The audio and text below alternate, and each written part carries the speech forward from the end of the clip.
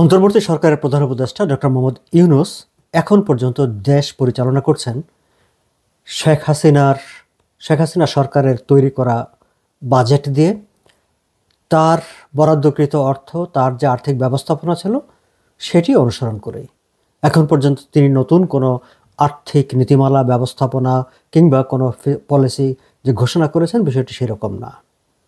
কিন্তু তাকে তো নতুন একটি বাজেট দিতে হবে না? আগামী অর্থ বছর বাজেটের সময় ঘনিয়ে আসছে, সেই বাজেট প্রস্তুতির কাজটি এখন থেকেই তাকে তো শুরু করতে হবে। এবং সেটি শুরু করতে গিয়ে তিনি পড়েছেন সংকটে।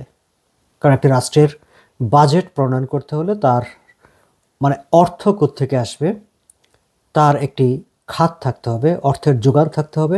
অর্থের যোগান থাকলেই না কেবল তিনি কোথায় কোথায় বরাদ্দ করবেন, কী ধরনের প্ল্যান প্রোগ্রাম করবেন সেগুলো তিনি করতে পারেন। এখন পর্যন্ত ডক্টর মোহাম্মদ ইউনূস দায়িত্ব গ্রহণের পর থেকে সেই অর্থের যোগানের কোনো পথ নতুন করে তৈরি হয়নি, বরং আগের অনেকগুলো পথই বন্ধ হয়ে গেছে। ফলে তিনি একটি সংকটে আছেন এবং এই সংকটের কথাটি আসলে আমাদেরকে জানিয়েছেন তার নতুন নিয়োগ দেয়া বিশেষ সহকারী আনিসুজ্জামান চৌধুরী। আনিসুজ্জামান চৌধুরী বিদেশে ছিলেন, তাকে প্রতিমন্ত্রীর মর্যাদায় প্রধান উপদেষ্টার বিশেষ সহকারী হিসেবে নিয়োগ দেওয়া হয়েছে। তবে তিনি কাজ করবেন অর্থ মন্ত্রণালয়ে। অর্থ মন্ত্রণালয়ে একজন অর্থ উপদেষ্টা আছেন সালাউদ্দিন আহমেদ, যিনি সেন্ট্রাল ব্যাংকের গভর্নর ছিলেন, অর্থনীতিবিদ। তার অনেকটা ব্যাকগ্রাউন্ড সেন্ট্রাল ব্যাংকের গভর্নরের বাইরে, তার ব্যাকগ্রাউন্ড আসলে এনজিওতে। কিন্তু তার সঙ্গে প্রতিমন্ত্রীর মর্যাদায় অর্থাৎ আরও একজন প্রতিমন্ত্রী দেওয়া হলো অর্থ মন্ত্রণালয়ে। আমরা জানি না যে সালাউদ্দিন সাহেবের কাজকর্মে ডক্টর ইউনূস ঠিক সন্তুষ্ট হতে পারছিলেন না কিনা, সেই কারণে আরেকজনকে দেওয়া হয়েছে কিনা। তবে আনিসুজ্জামান চৌধুরী আমাদেরকে বলেছেন, জানিয়েছেন সাংবাদিকদেরকে, আমাদের পরবর্তী বাজেট আসবে, তার রিসোর্স কোথায়? এই প্রশ্নটি তিনি সাংবাদিকদের করেছেন, পত্রিকায় এসেছে। একই সঙ্গে তিনি কথা বলেছেন, আমাকে যদি আবারও ঋণ নিতে হয় তাহলে তো আরও চ্যালেঞ্জের মধ্যে পড়তে হবে।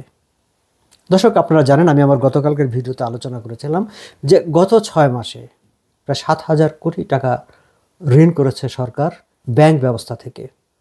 এবং সরকার যখন ব্যাংক ব্যবস্থা থেকে ঋণ নেয় তখন আসলে প্রাইভেট সেক্টরের ইনভেস্টর যারা, তাদের ঋণের পরিমাণটা আসলে কমে যায়, তারা সেখান থেকে আর বরাদ্দ পায় না। এবং আমরা জানি যে গত 6 মাসে কোনো প্রাইভেট ইনভেস্টমেন্ট বাংলাদেশে আসেনি, বিদেশি ইনভেস্টমেন্টের তো প্রশ্নই আসে না, স্থানীয় ইনভেস্টররা এসে বিনিয়োগ করতে এগিয়ে আসেনি। ফলে এই যে একটা স্থবির অবস্থা, এই স্থবির অবস্থায় আগামী বাজেটের রিসোর্স কোত্থেকে আসবে, এই প্রশ্নটি করেছেন নতুন নিয়োগ পাওয়া বিশেষ সহকারী। দর্শক, সাংবাদিকরাও তাকে প্রশ্ন করেছিলেন, এই যে ব্যবসা বাণিজ্য নেই, বিনিয়োগ নেই, এমন একটি পরিস্থিতি, এবং সেইটির উত্তর দিতে গিয়ে এই ভদ্রলোক একটি চমৎকার তথ্য বা একটি চিন্তা করার মতো একটি বক্তব্য তিনি আমাদের সামনে হাজির করেছেন। তিনি পাল্টা প্রশ্ন করেছেন যে আপনারা তো শুনেছেন প্রধান উপদেষ্টা বলেছেন যে বাংলাদেশের পরিস্থিতিটি হচ্ছে গাজার মতো। এখন আপনি বলেন যে কাউকে যদি গাজায় এই মুহূর্তে বিনিয়োগ করতে বলা হয় তাহলে কি কেউ গাজায় বিনিয়োগ করতে যাবে? নিশ্চয়ই যাবে না। তাহলে বাংলাদেশের পরিস্থিতিটা যদি, বাংলাদেশের অবস্থাটা যদি গাজার মতো হয়ে থাকে তাহলে কেউ বাংলাদেশে বিনিয়োগ করতে আসবে কেন? কিন্তু বাংলাদেশের অবস্থা কি সত্যি সত্যি দর্শক গাজার মতো? আমি আমার গতকালকের ভিডিওতে আলোচনা করেছি, আমি বিভিন্ন বিশেষ করে ফরেন এক্সচেঞ্জ রিজার্ভ, প্রবৃদ্ধি, সেগুলো ডাটা দিয়ে আমি দেখিয়েছি যে আসলে জুলাই আগস্ট মাসে যে রিজার্ভ ছিল, এখন যে রিজার্ভ আছে সেই কোনো হেরফের তো হয়নি, নতুন কিছু যে খুব যে বাড়িয়ে ফেলেছে সেইটি হয়নি। তাহলে আপনারা কীভাবে বলেন যে অর্থনৈতিকভাবে সেটি গাজার মতো একটি পরিস্থিতি তৈরি হয়েছিল বা শেখ হাসিনা রেখে গেছে? বা যে ব্যাংক ব্যবস্থা শেখ হাসিনা রেখে গেছে সেই ব্যাংক ব্যবস্থায় তো সরকারকে গত 6 মাসে 7,000 কোটি টাকা ঋণ দিতে পেরেছে, যেই 7,000 কোটি টাকা দিয়ে সরকার তার সরকার পরিচালনা করেছে। আনিসুজ্জামান চৌধুরী সাহেব আবার স্বীকারও করেছেন যে আমাদের যে প্রবৃত্তি, যেটা জিডিপি প্রবৃত্তি যেটা, সেটার খুব বেশি একটা ক্ষতিগ্রস্ত হয়নি।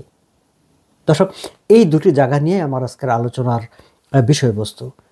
প্রথমত যে গাজা, এবং যে গাজার কথা বললে যে গাজায় কেউ বিনিয়োগ করবে না, বিনিয়োগ করতে যাবে না, ডক্টর মোহাম্মদ ইউনূস সে বাংলাদেশকে সেই গাজার সঙ্গে তুলনা করে বিদেশি গণমাধ্যমে দেওয়া সাক্ষাৎকারে বলছেন যে বাংলাদেশ হচ্ছে গাজার মতো। তার মানে যিনি সরকারের দায়িত্বে আছেন, সরকারের প্রধান নির্বাহী, তিনি বিদেশি মিডিয়া ইন্টারভিউ দিয়ে বিদেশিদেরকে জানাচ্ছেন যে আমার দেশটা কিন্তু বিপজ্জনক, so don't come to this country for investment or for business. অর্থাৎ তিনি চাইছেন না যে এই দেশে কেউ ব্যবসা করতে আসুক, কেউ বিনিয়োগ করতে আসুক। বিদেশিরা যারা এই দেশে ব্যবসা করতে আসবে, বিনিয়োগ করতে আসবে, তারা শুনতে চাইবে যে দেশের পরিস্থিতি ভালো, দেশের অনুকূল পরিবেশ আছে, সেখানে সেফটি আছে, সিকিউরিটি আছে। কিন্তু আমাদের প্রধান উপদেষ্টা জানাচ্ছেন না ভাই, এটা কিন্তু একেবারে ভয়ানক একটা দেশ, গাজার মতো একটি দেশ। আমরা যদি গত ওয়ার্ল্ড ইকোনমিক ফোরামের দুভাসে ডক্টর মোহাম্মদ ইউনূসের একটা বক্তব্য আবার এখানে স্মরণ করি, তিনি সেখানে গিয়ে বলেছিলেন যে শেখ হাসিনা সরকার একেবারে প্রবৃত্তি নিয়ে আপনাদের কাছে এসে মিথ্যা কথা বলে গেছে, আপনারা কখনো প্রশ্ন করেননি। প্রবৃত্তির মানে জিডিপি গ্রোথ যেটি বলেছে এগুলো একেবারেই ঠিক না। অর্থাৎ বাংলাদেশের অর্থনীতি ভালো না, শেখ হাসিনা যেই প্রবৃত্তির কথা বলে এসেছেন সেটি ঠিক না। তিনি বাইরে একটি সেই তথ্য দিয়ে মানে বার্তা দেওয়ার চেষ্টা করেছেন দুভাসে বিদেশি বিনিয়োগকারী কিংবা বিদেশি যারা সেখানে ছিলেন তাদের। আপনাদের নিশ্চয়ই মনে আছে যে সেই অর্থনৈতিক সম্মেলনটি থেকে যেখানে ডক্টর মোহাম্মদ ইউনূস অংশগ্রহণ করেছিলেন, তিনি অনেকগুলো মিটিং করেছেন বলে আমাদেরকে জানানো হয়েছে। সেই বৈঠক থেকে ইন্ডিয়ার একজন ইউনিয়ন মিনিস্টার নেতৃত্বে ব্যবসায়ীদের একটি প্রতিনিধি দল অংশগ্রহণ করে বিপুল পরিমাণ বিনিয়োগ সেখান থেকে নিয়ে এসেছে। কিন্তু আমাদের প্রধান উপদেষ্টা ডক্টর মোহাম্মদ ইউনূস, নোবেল বিজয়ী আন্তর্জাতিক সেলিব্রিটি ব্যক্তিত্ব, তিনি কিন্তু সেখান থেকে কেবল কিছু ফটো সেশন করা ছাড়া কোনো কিছু নিয়ে আসতে পারেননি। কিন্তু কিভাবে নিয়ে আসবেন? একটা ওয়ার্ল্ড ফোরামে দাঁড়িয়ে তিনি যদি তার নিজের দেশকে উপস্থাপন করেন যে আমার দেশটি একেবারে ভঙ্গুর, একেবারে খারাপ, সেখানে বিনিয়োগ করার মতো কোনো কিছু না, সেটা এতদিন আমরা যে ভালো আছি বলেছি সেটা আসলে মিথ্যা কথা, তাহলে সেইখানে কেন কেউ একজন বিনিয়োগ করতে আসবে? কিন্তু ডক্টর মোহাম্মদ ইউনূস যে কথাগুলি বলেছেন যে প্রবৃদ্ধি মিথ্যা বা ইকোনমির তথ্য সম্পর্কে আগের সরকার মিথ্যা কথা বলেছে, সেইটি কি ঠিক? দর্শক, কেবলমাত্র যে বাংলাদেশ সরকার বলেছে তা তো না। আপনি ওয়ার্ল্ড ব্যাংকের ডাটাগুলো দেখেন, IMF-এর ডাটাগুলো দেখেন, বা ইন্টারন্যাশনাল যে কোনো অর্গানাইজেশনের ডাটাগুলো দেখেন, তারা তো বাংলাদেশকে তাদের মতো করে অ্যাসেসমেন্ট করেছে। অ্যাসেসমেন্ট করে সেই সময়গুলোতে যারা বিদেশি বিনিয়োগ করতে এসেছে তারা বাংলাদেশের সামগ্রিক ব্যবসা বাণিজ্যের পরিবেশ, ইকোনমিক স্ট্রাকচার, ইকোনমিক স্ট্রেংথ, সেটা দেখেই তো বিনিয়োগ করতে এসেছিল। আমার দেশের স্ট্রেংথ যদি ইন্টারন্যাশনাল স্ট্যান্ডার্ডে তাদের কাছে গ্রহণযোগ্য না হবে, তাহলে কেন আসবে? এই যে মার্কিন যুক্তরাষ্ট্র বা ফ্রান্স এখানে মানে এয়ারবাস এবং অন্যান্য কিছু তারা এয়ারক্রাফট বিক্রি করার জন্য যে দেন দরবার করেছে, বিভিন্ন বিদেশিরা এসেছে ব্যবসা করার জন্য অস্থির হয়ে গেছে কেন? তাদের কাছে এই দেশটাকে ব্যবসা করার মতো উপযোগী পরিবেশ মনে হয়েছে হলো বলেই তো তারা 2024 সাল পর্যন্ত এই দেশে এসে দেন দরবার করেছে ব্যবসা করার জন্য। কিন্তু আপনি দেখেন যে 2024-এর আগস্টের পর থেকে এখন কিন্তু আর কেউ আসছে না। কেন আসছে না? আসছে না কারণ তারা মনে করছে যে এখন আর আসলে ব্যবসা করার মতো, বিনিয়োগ করার মতো অবস্থা বাংলাদেশে নাই। সো যেটি কয়েকদিন আগে কোরিয়ান অ্যাম্বাসেডর বলেছিলেন যে ইনভেস্টমেন্টের প্রশ্ন তুললে তারা বলেন যে ওকে হোল্ড অন, ইলেকশনটা হোক তারপরে। এবং এই জায়গাটায় কিন্তু এই আনিসুজ্জামান চৌধুরী সাহেবও বলেছেন যে আপনারা এই সরকারটিকে বলছেন ইন্টেরিয়াম গভর্নমেন্ট। এখন তিনি তার নিজের কথা বলছেন যে আমি যদি ইনভেস্টর হই, আমি যদি বিনিয়োগকারী হই, তাহলে কিন্তু ইন্টেরিয়াম গভর্নমেন্ট যে দেশে সে দেশে আমি বিনিয়োগ করতে যাব না। তার মানে কি? তার মানে হচ্ছে যে ইন্টেরিয়াম গভর্নমেন্ট ইটসেলফ হচ্ছে একটা বিনিয়োগের প্রতিবন্ধক, ব্যবসার প্রতিবন্ধক। বিদেশিদের কাছে এটি একটি প্রশ্নবিদ্ধ একটি অবস্থান, একটি সরকার, যেটি খোদ প্রধান উপদেষ্টার যে বিশেষ সহকারী তিনি বলছেন যে আমি তখন চিন্তা করব যে এটা ইন্টারিয়াম সরকারের দেশে আমি বিনিয়োগ করব কিনা। তো খোদ প্রধান উপদেষ্টার বিশেষ সহকারী তিনি যখন বলেন যে ইন্টারিয়াম গভর্নমেন্টের দেশে বিনিয়োগ করব কিনা আমি চিন্তা করব, তখন বাইরের একটা লোক তো চিন্তা করবেই। এবং সেই লোকটা যখন দেখে যে এই ইন্টারিয়াম গভর্নমেন্টের প্রধান তার দেশের অবস্থা এত খারাপভাবে নেগেটিভলি পোর্ট্রে করছে ইন্টারন্যাশনাল ফোরামে, দেশটা একেবারে হজবরল, অর্থনীতি এতদিন যা শুনে এসেছে এগুলো ঠিক না, সেই কথাগুলো বলছে তখন। এবং এই কথাগুলো বলার সময় তখন কিন্তু ইন্টারন্যাশনাল অর্গানাইজেশন যারা এই দেশকে, ধরেন IMF বাংলাদেশকে তো টাকা দিয়েছে, তারা তাদের মতো করে অ্যাসেসমেন্ট করে তারা মনে করেছে যে ইয়েস, অ্যাটলিস্ট বেসিক স্ট্রাকচারটা ভালো আছে, বেসিক স্ট্রাকচারটা আছে, কাজে টাকা দেওয়া যায়, তারা টাকা দিয়েছে। বিদেশিরা যারা ইনভেস্টমেন্ট করতে এসেছে তারাও তাদের মতো করে অ্যানালাইসিস করে, তারা তো কেবলমাত্র সরকার কি বলছে সরকারের মুখের কথাই ইনভেস্টমেন্ট করতে আসে নাই। হ্যাঁ, তারা তাদের মতো অ্যাসেসমেন্ট করেছে। কিন্তু আপনি যখন বলেন যে আগের যে জিডিপির ইনফরমেশন দেওয়া হয়েছিল সেগুলো সব ভুয়া, তখন আপনি কিন্তু এই যে ইন্টারন্যাশনাল ইনভেস্টর, ইন্টারন্যাশনাল অর্গানাইজেশন, তাদের যে জাজমেন্ট, তাদের যে অ্যাসেসমেন্ট, তাদেরকেও কিন্তু আপনি খেলু করে দেন, তাদেরকেও আপনি মিথ্যাবাদী বানিয়ে দেন, তাদেরকে আপনি প্রশ্নবিদ্ধ করেন। এবং আপনি যখন তাদেরকে প্রশ্নবিদ্ধ করেন তখন তারা আপনার সঙ্গে ব্যবসা বাণিজ্য করতে কেন আসবে রে ভাই? কেন আসবে বলেন? এখন প্রশ্ন হচ্ছে দর্শক যে ডক্টর মোহাম্মদ ইউনূস কেন বাংলাদেশকে এত নেগেটিভলি মিথ্যা তথ্য দিয়ে উপস্থাপন করছেন আন্তর্জাতিক ফোরামে? এটা কি কেবলমাত্র তার শেখ হাসিনার বিরুদ্ধে প্রতি তার যে ক্ষোভ আছে, আক্রোশ আছে, তার যে প্রতিহিংসা আছে, কেবলমাত্র সেই কারণে তিনি পুরো দেশটাকে নেগেটিভলি পোট্রে করছেন বাইরে, নাকি অন্য কোনো কারণ আছে? আমি যারা কানাডা আমেরিকাতে বিনিয়োগ নিয়ে কাজ করেন, বিশ্লেষণ করেন, ইন্টারন্যাশনাল ইনভেস্টমেন্ট ফাইন্যান্সিয়াল ট্রেন্ড যারা অ্যানালাইসিস করেন, আমার অনেকের সঙ্গে আমার এই বিষয়গুলো নিয়ে কথা হয়েছে এবং তাদের কাছে হচ্ছে বিষয়টি যে হ্যাঁ, সেটি একটা তার মনের মধ্যে কাজ করতে থাকতে পারে, কিন্তু তার চেয়ে আরও একটি বড় বিষয় হচ্ছে ডক্টর মোহাম্মদ ইউনূস নোবেল বিজয়ী, তার আন্তর্জাতিক সেলিব্রিটি, তিনি যখন দায়িত্ব নেবেন তখন বিদেশ থেকে ডলার উড়ে এসে পুরা বাংলাদেশটাই ডলারের বঙ্গোপসাগর হয়ে যাবে এমন একটি ধারণা দেওয়ার চেষ্টা করা হয়েছিল। ডক্টর ইউনূসের সমর্থকরা এরকম একটি ধারণা জাতিকে দিয়েছেন যে মানে এত ডলার আসবে যে আমরা সেটি আসলে সামলাতে পারবো না।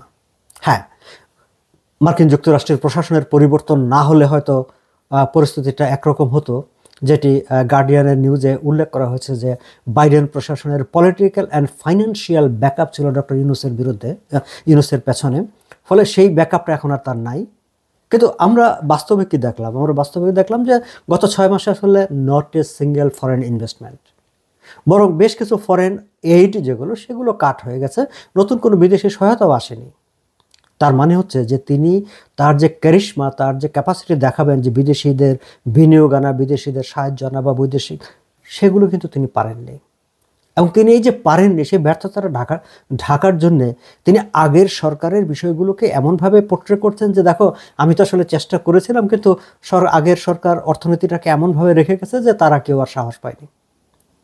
কিন্তু আমরা তো জানি যে 2024-এর জুলাইয়ের আগ পর্যন্ত তো মানে এদেশে বিনিয়োগ করার জন্য, এদেশে সহযোগিতা দেওয়ার জন্য বিদেশিরা লাইন ধরে এসে থেকেছে, কারণ তারা তখন পর্যন্ত কনফিডেন্ট ফিল করেছে, একটা কনফিডেন্স তাদের মনে কাজ করেছে যে yes, this is the country যেখানে ইনভেস্টমেন্ট করে এখান থেকে রিটার্নটা আমি আমার দেশে নিয়ে যেতে পারবো। কিন্তু জুলাই আগস্টের পরে একদিকে আইন শৃঙ্খলা পরিস্থিতি, সরকারের নিয়ন্ত্রণ, দেশে কোনো সরকার ব্যবস্থা আছে কিনা সেটিও বোঝার কোনো উপায় নেই, সব কিছু মিলিয়ে তারা যখন হাত গুটিয়ে বসে আছে, তখন আমাদের প্রধান উপদেষ্টা দেশে বিদেশে সব জায়গায় বলে বেড়াচ্ছেন, শোনো এই দেশটা এসো না, এই দেশটা কিন্তু খুব খারাপ। ধরুন আমি একটা কথা বলি আপনাকে, আপনি আপনি আপনি আপনার বাড়িটাতে আপনি 10 বছর থাকার পর আপনি বাড়ি বিক্রি করে দেবেন। এখন আপনি যদি এটাকে অ্যাডভার্টাইজ করেন এরকমভাবে, ভাই আমি বাড়িটা 10 বছর আগে যার কাছ থেকে কিনেছিলাম সে আমাকে এত ঠকিয়েছে, এই বাড়িটা ছাদ ফোটা, নিচে এইখানে ভাঙ্গা, ওখানে ভাঙ্গা, একেবারে যাচ্ছে তাই একটা বাড়ি। আপনার এই বাড়িটা কে কিনতে আসবে বলেন? কে কিনতে আসবে? আচ্ছা, আপনার ছেলেকে আপনি পড়াশোনা করতে পাঠালেন, ধরেন কোনো একটি দেশে পাঠালেন, উনি সেখানে পিএইচডি করে মোটামুটি চাকরি বাকরি করে তারপরে দেশে আসলো, তারপরে আপনি বলেন ও ইউনো হোয়াট, ওই ইউনিভার্সিটিটা একদম ভালো না, বাজে, যাচ্ছে তাই। সো আমার মনে হয় যে তুমি ওই যে গ্রেড 12-এ যখন পড়ছো তখন তোমার ফাউন্ডেশনটা ভালো হয় নাই, সো আপনি কি আপনার ছেলেকে বলবেন ওকে কাম ব্যাক, আবার গ্রেড 12-এ গিয়ে ভর্তি হও, তারপর আবার নতুন করে পড়ে আসো? বলবেন না। ইনভেস্টমেন্টের ব্যাপারটা দর্শক এরকমই, বাট ইনভেস্টমেন্টের ব্যাপারটা বিষয়গুলো কিন্তু এটা যে একেবারে ভাঙাচোরা একটা বাড়িঘর ছিল সেটা না, একটা শক্ত ভিত্তির উপর, অর্থনীতিকে একটা শক্ত ভিত্তির উপর দাঁড়ানোই দেশটা নতুন অন্তর্বর্তী সরকার এসে নিয়েছেন। হ্যাঁ, বিগত সরকারের সময় সুশাসনের অভাব ছিল, ফাইন্যান্সিয়াল সেক্টরে করাপশন হয়েছে, টাকা পাচার হয়েছে। আবার এই জায়গাটা কিন্তু ইন্টারেস্টিং যে আপনার আগের অর্থনীতিটা যদি এত খারাপই হয়ে থাকবে, তাহলে আপনারা এই যে মোটা অঙ্কের টাকা পাচার হয়েছে বলে বলছেন, সেই টাকাগুলি কোত্থেকে গেছে? সেই টাকাটা তো এই দেশে জেনারেট হয়েছে, তারপরেই তো বাইরে গেছে নাকি, যদি সে ওই পরিমাণ গিয়ে থাকে। এনিওয়ে, কিন্তু জায়গাটা এই জায়গা নয় দর্শক। আমার প্রশ্নটা হচ্ছে এই যে ডক্টর মোহাম্মদ ইউনূস এটাকে আবার এই যে আনিসুজ্জামান চৌধুরী সাহেব দেখলাম উনি বলছেন যে এই যে বাংলাদেশ যে স্বল্পোন্নত দেশ থেকে গ্র্যাজুয়েশন করতে যাচ্ছে, সেটা তারা নিবেন কিনা, যাবেন কিনা, সেইটা নিয়েও তারা একটু চিন্তা ভাবনার মধ্যে আছেন। ওয়েল, আপনার প্রমোশন হয়েছে, আপনি যদি মনে করেন যে না এই প্রমোশনের যোগ্য না, বাট সেটাও কিন্তু ওয়ার্ল্ডকে একটা বার্তা দেয়, কারণ যারা আপনাকে এগ্রি করেছে তারা বাংলাদেশের টোটাল যে ইন্ডেক্সগুলো আছে, সূচকগুলো, কেবলমাত্র বাংলাদেশ একটা কাগজ জমা দিয়েছে তার উপর ভিত্তি করেই তো তারা বলেননি যে ইয়েস তুমি এনটাইটেল, এখন তুমি এলডিসি থেকে প্রমোশন পাওয়ার জন্য। তারা তাদের মতো করে অ্যানালাইসিস করেছে, তাদের অ্যানালাইসিসে তারা কনভিন্স হয়েছে yes this country is entitle to go there. এখন আপনি যদি বলেন যে না, তুমি যেটা অ্যানালাইসিস করছো তুমি তুমি সেটা ঠিক করো নাই, তখন কিন্তু যে তাদের ইন্টিগ্রিটি, তাদের ক্যাপাসিটি, ইন্টারন্যাশনাল যে অর্গানাইজেশনগুলো আছে তাদের ক্যাপাসিটি নিয়েও কিন্তু আপনি কোশ্চেন তুললেন, চ্যালেঞ্জ করলেন। সেটা তারা মানবে কিনা সেটা হচ্ছে দেখার বিষয়। এনিওয়ে, কিন্তু আমাকে যারা, আমি যাদের সঙ্গে কথা বলি ইন্টারন্যাশনাল, মানে কানাডা, আমেরিকা যারা ফাইন্যান্সিয়াল অ্যানালাইসিস করে, তারা আমাকে একটা ভিন্ন রকম একটা ধারণা দিয়েছে। সেই ধারণাটা হচ্ছে ডক্টর মোহাম্মদ ইউনূস নিজে এনজিওর লোক, তার এই সরকারের প্রায় সিংহভাগ এনজিওর লোক। ঠাট্টা করে অনেকে এটাকে এনজিওগ্রাম সরকারও বলে থাকে। এবং এই সরকারের মাথায় হচ্ছে এনজিওগুলো, আপনারা জানেন যে এনজিওগুলো চলে হচ্ছে ফরেন, মানে বৈদেশিক অনুদানের উপর। তারা বিদেশ থেকে অনুদান নেয়, সেই অনুদান নিয়ে এসে সেই অনুদান দিয়ে তারা সংগঠন, তাদের কর্মকাণ্ড পরিচালনা করে, প্রজেক্ট পরিচালনা করে। সো তারা প্রজেক্ট দেখায়, বিদেশ থেকে টাকা পায়, সেই টাকা দিয়ে চলে। কিন্তু ইকোনমি কিন্তু একটা সার্টেন লেভেল পর্যন্ত আপনার এই অনুদানের উপর চলতে পারে, সাহায্যের উপর চলতে পারে। বাংলাদেশ সাহায্যের অর্থনীতি থেকে অনেক আগেই সেটি একটি বিনিয়োগের অর্থনীতিতে পৌঁছে গিয়েছিল। শেখ হাসিনার সময়ে সেটি আসলে একটা ইকোনমি অফ ইনভেস্টমেন্টে তারা পৌঁছেছিল। সেই জায়গাটায় তারা একটা স্বীকৃতি, ইন্টারন্যাশনাল একটা রিকগনিশনও পেয়েছিল, এবং ওয়ার্ল্ড ওয়াইড একটা গ্রোয়িং ইকোনমি, গুড ইকোনমি হিসাবে তারা স্বীকৃতি পেয়েছিল। কিন্তু সেই জায়গাটায় থাকলে ডক্টর মোহাম্মদ ইউনূসকে আসলে বিনিয়োগের দিকে দৌড়াতে হয়, ব্যবসার দিকে দৌড়াতে হয়, যেটি গত 6 মাসে তিনি করে উঠতে পারেননি। কোনো বিনিয়োগ আকর্ষণ করতে পারেননি, কোনো ব্যবসাও আকর্ষণ করতে পারেননি। তাহলে উপায় কি? তাহলে উপায় হচ্ছে যে দেশটিকে যদি আমরা আসলে মানে একটু লো এন্ডে রাখতে পারি, যে দেশটিকে আমরা দুর্বল দেখাতে পারি, যে দেশের অবস্থা আসলে সাহায্য দরকার, আমাদের আসলে কি বলে খয়রাত দরকার, অনুদান দরকার, তখন হয়তো এনজিওগুলো আবার সাহায্য পেতে শুরু করবে। ওইরকম একটা ভাবনা থেকে ডক্টর মোহাম্মদ ইউনূস ইন্টারন্যাশনালি বাংলাদেশের ইকোনমিকে ডিমিন করার চেষ্টা করছেন, যে এখানে একেবারে যাচ্ছেতাই অবস্থা, এটা গাজা, এখানে কোনো কিছু ঠিক নাই, সো দ্যাট এনজিওগুলো আবার অনুদান পেতে শুরু করে, এবং বাংলাদেশের যে ইনভেস্টমেন্টের ইকোনমি বা একটা মানে বিনিয়োগ ব্যবসার যে অর্থনীতি গড়ে উঠেছিল, সেই অর্থনীতিটাকে তিনি আবার অনুদানের অর্থনীতিতে ফিরিয়ে নিতে চান। এনজিওগ্রাম সরকারের মাথায় আসলে খয়রাতের অর্থনীতি, অনুদানের অর্থনীতি, সেই কারণেই তিনি দেশটাকে গাজা বানিয়ে ফেলতে চান, অর্থনীতিটাকে ভঙ্গুর হিসাবে ইন্টারন্যাশনাল ফোরামে উপস্থাপন করতে চান। দর্শক, আজ এ পর্যন্তই, ভালো থাকবেন।